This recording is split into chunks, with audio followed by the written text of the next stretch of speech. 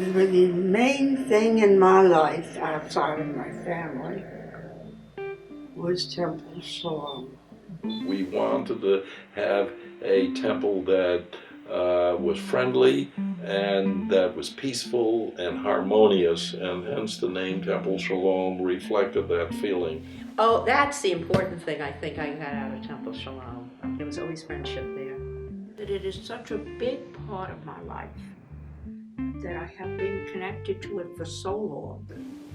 This group, by and large, had the experience of founding another congregation, and so therefore they knew what they wanted from the start, and they knew how to go about getting it.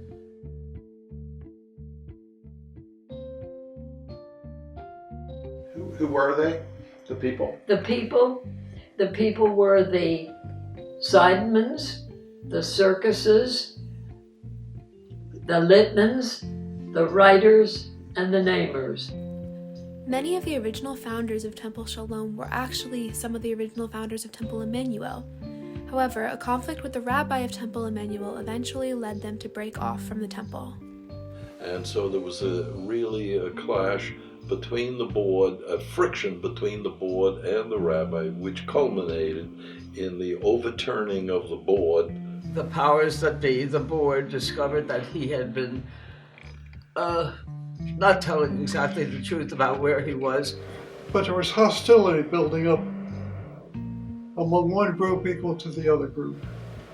And when we had an annual meeting and we were discussing something, some prominent people from the other side got up and said, "Why don't you leave if you don't like it?"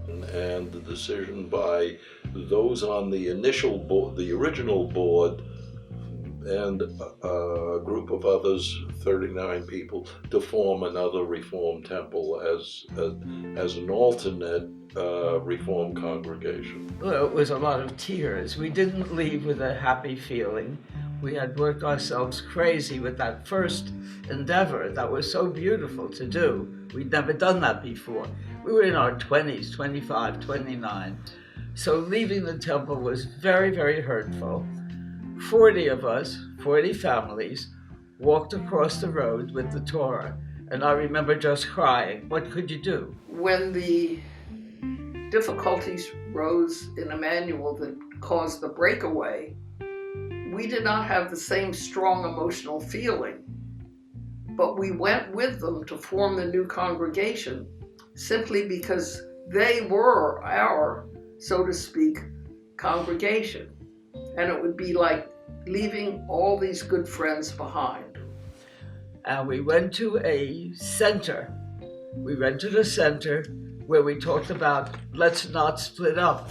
We still love each other. So, as a result of all this, in July 1959, a group of us formed another congregation called Temple Shalom. Of course, we had additional meetings and we met in did services in other places. We borrowed churches and schools and all kinds of stuff. It was the firehouse. It became a firehouse. Anytime you walked into that building, the first thing you did was stomp your feet. And then you could hear mice flying around on the rug. It wasn't even a rug, it was wood upstairs.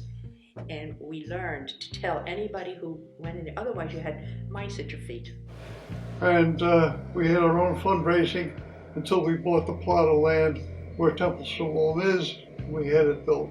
Since we were new, we had to look for members. And I can't remember his name, but he and I would go to various houses to find out whether they would care to join Temple Shalom. But the many founders of Temple Shalom came from various backgrounds. Why a Reform congregation? My family in particular was very, very orthodox. We were conservative. We joined the Reformed Temple. When I was born, we were Orthodox. My father was an atheist. Stanley was raised Orthodox. From the beginning, I tended to rebel against it. I was looking for something new. That comfort, a feeling of this is where I belong, had to do with what kept us in feeling good about Reform Judaism. I made all my good, dear friends there. There was always something to do. I felt that the temple was like another family. I have a great faith in being Jewish and in what we've given to the world and what we will give to the world.